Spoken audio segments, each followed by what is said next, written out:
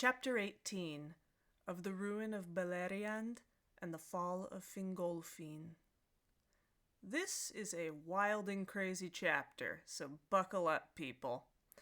It's been 455 years since Fingolfin's host first arrived in Middle-earth, and we've basically had almost 400 years of peace and quiet during the siege of Angband. So picture this, a winter night with no moon in the sky. Everything is silent and calm. But then, Morgoth attacks by surprise. He sends out rivers of lava and flame from Thangorodrim out onto the plain of Ardgallen, killing many Noldor who are caught unawares. From now on, this wasteland plain is called Anfauglith, or Gasping Dust. And all the trees on the slopes of Ered Wethrin and Dorthonion that face the plain are charred and smoky, causing great confusion among the elves and men. This is the beginning of the fourth battle of Beleriand, Dagor Bragollach, or Battle of Sudden Flame. Now I'm going to show you a little timeline of the major battles in the Wars of Beleriand so far. So, back when the two trees were still dead, but we didn't have the sun and moon yet, we had the first battle, which was with the Sindar, the Green Elves, and Dwarves, all versus Morgoth. Then, when Feanor arrived to Middle-earth, we have the second battle, the Dagor Nuingiliath, or Battle Under the Stars, and that was just Feanor's Noldor host versus Morgoth, and Feanor died during that battle. And then, fast forward to the Years of the Sun, that's after the rising of the moon and the sun. And in the year 60 of the sun, we have the third battle, the Dagor Aglareb. And that was all the Noldor versus Morgoth. And that was successful. It was called the Glorious Battle because the Siege of Angband began. And then we had almost 400 years of peace, keeping Morgoth at bay. But that brings us to right now. The year 455, the fourth battle, the Dagor Bragollach. Now we have Noldor and men versus Morgoth. And it's a total horror show. Glaurung, the dragon, comes out with all the Balrogs and multitudes of orcs. No one has seen this before. It's crazy. And they wreak just destruction, killing so many people and scattering even more. Any Sindar who were living in the north, well, they flee south to Doriath, the havens of the Falas, to Nargothrond, to Osiriand, and even east over the mountains. I mean, they're not having any of it. Even the men of the east hear about this insane battle. Now, the sons of Finarfin bear the brunt of the onslaught because, remember, they're in Dorthonion, directly in the path of destruction. So Angrod and Aignor, they die. As do many warriors of the House of Beor, because remember, the House of Beor went to live in Dorthonion. And Finrod and his host come up from Nargothrond in the south, but he gets cut off with only a small company at the Fen of Serech. And he would have been killed if it weren't for a guy called Barahir, the head of the House of Beor, and his men. They come to rescue him. And after this rescue happens, Finrod swears an oath of everlasting friendship and help to Barahir and his kin, and in token of this, he gives him a ring. Now, Morgoth's attack is just so sudden and fierce that Fingolfin and Fingon over in Heathlum, well, they can't come to the aid of the sons of Finarfin in time. They're pushed back against the mountains and are unable to go forward. And at that time, Hador is killed there, but, at least Heathlum remains unconquered still. And meanwhile, in the east of Beleriand, the sons of Feanor are not having an easy time of it either. The armies of Morgoth take the pass of Aglon, so Celegorm and Curufin, along with their people, are driven out of Himlad, and they eventually flee southwest to Nargothrond. But Maedhros, he fights really bravely. And the orcs fled before his face, for since his torment upon Thangorodrim, his spirit burned like a white fire within, and he was as one that returns from the dead. So Morgoth is not able to take the fortress of Himring, and thus many of the valiant fighters from both Dorthonion and the East Marches consolidate there.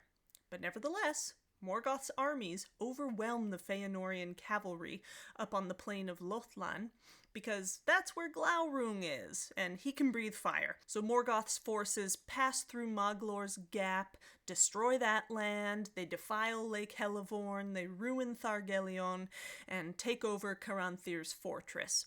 They ruin some of East Beleriand as well. So, Caranthir and his people flee southwards and join the scattered people of Amrod and Amras, going past the hill chain in the south. They maintain a watch on Amon Ereb, that lone hill there. And meanwhile, Maglor joins Maedhros at Himring. And for whatever reason, the orc armies do not go into Osiriand, nor do they go very far south. Now, Fingolfin hears about the huge defeats in Dorthonion and East Beleriand, and he assumes, with all this bad news, that the end of the Noldor is imminent. And filled with wrath and despair, he mounted upon Rochallor, his great horse, and rode forth alone, and none might restrain him. He passed over Dornufauglyth like a wind amid the dust, and all that beheld his onset fled in amaze, thinking that Orome himself was come. For a great madness of rage was upon him, so that his eyes shone like the eyes of the Valar. Thus he came alone to Angband's gates, and he sounded his horn, and smote once more upon the brazen doors, and challenged Morgoth to come forth to single combat. And Morgoth came. Now, that's not something you see every day. And it's interesting, even though Morgoth is the most powerful being in Middle-earth, he's the only one of the Valar to know fear. And he doesn't want to come out of his fortress eagerly. But he has to. All of his minions just heard Fingolfin's horn, and they're all watching now. And Fingolfin actually taunts him, calling him a coward and a lord of slaves. Now he has to come out, right? He can't look bad in front of his minions. And he issued forth, clad in black armor, and he stood before the king like a tower iron-crowned, and his vast shield, sable, unblazoned, cast a shadow over him like a storm cloud. But Fingolfin gleamed beneath it as a star, for his mail was overlaid with silver, and his blue shield was set with crystals, and he drew his sword, Ringil, that glittered like ice. And they go at it. Morgoth is swinging around this giant hammer called Grond, the hammer of the underworld, and every time he swings, Fingolfin jumps out of the way. Fingolfin is stabbing away with his sword, and Morgoth yells out these horrible shrieks every time he gets stabbed. But after a while, Fingolfin starts to get tired, and Morgoth smashes him down to the ground. Then he puts his foot over Fingolfin's neck, basically crushing him. But not before Fingolfin stabs his foot, which sends out black blood spewing out everywhere. Oh, it's a total mess. And thus died Fingolfin, High King of the Noldor, most proud and valiant of the Elven kings of old. And Morgoth tries to throw the body to his wolves, but Thorondor, King of the Eagles, grabs the body from him, scratches his face, and carries it off to the mountains of Gondolin, where Turgon gives his father a proper burial. And ever since this duel, Morgoth has walked with a limp, and his face is permanently scarred. And once Fingon, back in Heathloom, finds out about the death of his father, he sorrowfully takes up the position as High King of the Noldor. He sends his young son Ereinion, later known as Gil-galad, to go live in the havens on the coast. Gil-galad will be an important character later on. Now with Dorthonion taken over by the forces of Morgoth, Barahir, the head of the House of Beor, the guy who just saved Finrod, he returns there after the battle and fights little skirmishes over the land. In response, Morgoth destroys most of the people of Beor. The northern forest grows dreadful and becomes darkly enchanted, and the land is now called Taur Nufuin, the forest under Nightshade. And Barahir's wife gathers all the women and children who are left, arms them, and leads them on the very difficult way south over the mountains. And some of them go to Brethil, the forest, and join with the House of Haleth, while some go to Dorlomin and join with the House of Hador.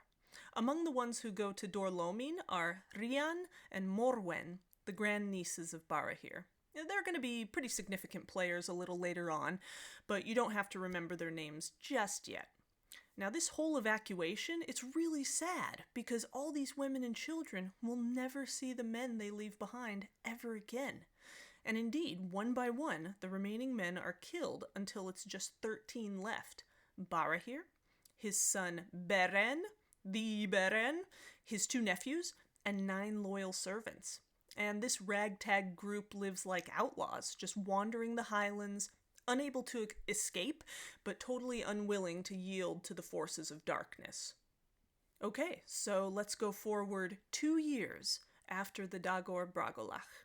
The Noldor are still defending the pass of Sirion, but eventually Sauron manages to drive away Orodreth, who flees to Nargothrond. And Sauron, as we all know, is a sorcerer of dreadful power, master of shadows and of phantoms, foul in wisdom, cruel in strength, misshaping what he touched, twisting what he ruled, lord of werewolves. His dominion was torment. He takes over Tol Sirion and makes it a cursed watchtower for Morgoth. So from now on, it's called Tol in Gaurhoth, the Isle of Werewolves. And now the orcs, they're just running roughshod all over Beleriand. They're taking Noldor and Sindar as captives and making them prisoners in Angband. Spies are everywhere. And the Noldor believe some of the lies that the spies are spreading.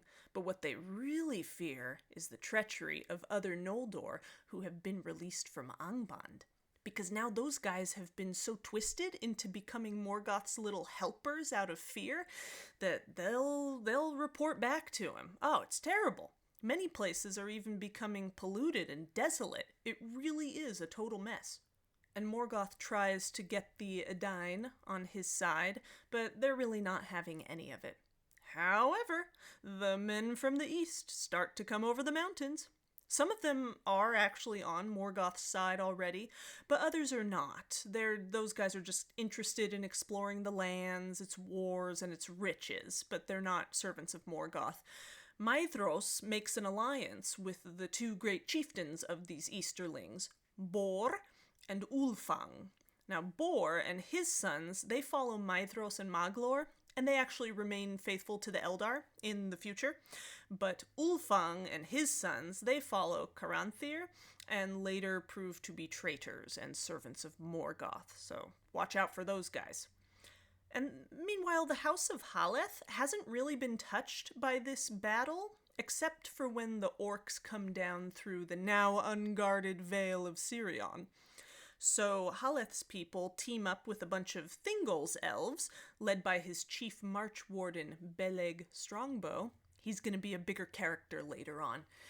And so then, altogether, they ambush and destroy a bunch of these orcs that come into the forest of Brethil. So for a while there, after that, orcs don't dare come near that forest. They're so scared of being ambushed again. And the forces of Nargothrond, farther south, are able to gather strength with this little added protection. And during this whole orc ambush thing, we are introduced to the young brothers, Húrin and Huor. They are the grandsons of Hador and the great-great-grandnephews of Haleth, and they're living in Brethil right now. They go into battle with the orcs too, even though Huor is only 13, but their group gets separated and chased away. So the 2 brothers escape and cross into the land of Dimbar. But that land has foul enchantments, so they of course get lost, and they can't find their way back. Then Thorondor, king of the eagles, sees them wandering around, so he sends 2 of his eagles to take them up and actually bring them to Gondolin. What? remember, no human has set eyes on that place, only elves, and only a choice few elves. So this is pretty amazing, right? And Turgon, he receives them gladly. He's very welcoming because Ulmo had warned him in dreams to be nice to the members of the House of Hador. Convenient, right? So Turgon lets the brothers live in Gondolin for a year, and he grows to love them very much. They also learn a great deal of lore there. They kind of become wise, even though they're so young. But, after a bit, they soon wish to return to their people, and so they ask if they can leave. Turgon says yes, because they came by eagle, and technically they didn't see how to get into the hidden city in the first place. They wouldn't even know how to get there if you told them to go there. Maeglin, meanwhile, is really happy to see them leave, because he is resentful of their favor with the king, and he does not like the race of men. He tells them that they should feel really lucky to be allowed to leave, because once upon a time, Turgon would have forced them to stay until their death. So they swear oaths never to reveal Turgon's counsels or anything that they have seen in Gondolin. Then the eagles take them up and drop them off in Dorlomin. But they refuse to tell anyone where they've been. So, as you could already tell, no one from Gondolin participates in the Dagor Bragollach. But Turgon knows that it kind of signals the downfall of the Noldor if they don't get any outside help. So, he secretly sends some of his people down the River Sirion out to the Isle of Balar, where they build ships in secret and set sail for the west to ask for aid. And you can guess how that turns out. No one finds Valinor, and many of the ships are lost. And in the meantime, Morgoth is really uneasy about his victory because he doesn't know where Finrod and Turgon's strongholds are. And they're regaining strength. He has no idea if they're actually going to manage to overthrow him. See, he's very fearful. He pulls back his armies of orcs in order to regroup, but he sends out even more spies throughout the land. And now let's fast forward to 7 years after the Dagor Bragollach. Not content with holding only the Pass of Sirion and Dorthonion, Morgoth releases armies to attack Heathloom. Húrin and Huor's father is slain, and Húrin, now grown up, fights quite bravely. Morgoth's forces also attack from the north, and Fingon's host would be destroyed if it weren't for Círdan's host coming up the Firth of Drengist and helping to defeat the orcs. So, Heathloom is saved for now, and Húrin becomes leader of the House of Hador in Dorlomin. His wife is Morwen of the House of Beor. Remember, she was one of the escapees from Dorthonion. And right at the end of this chapter, we have a little teaser about Beren. Now, we're finally going to get to read about him in the next chapter.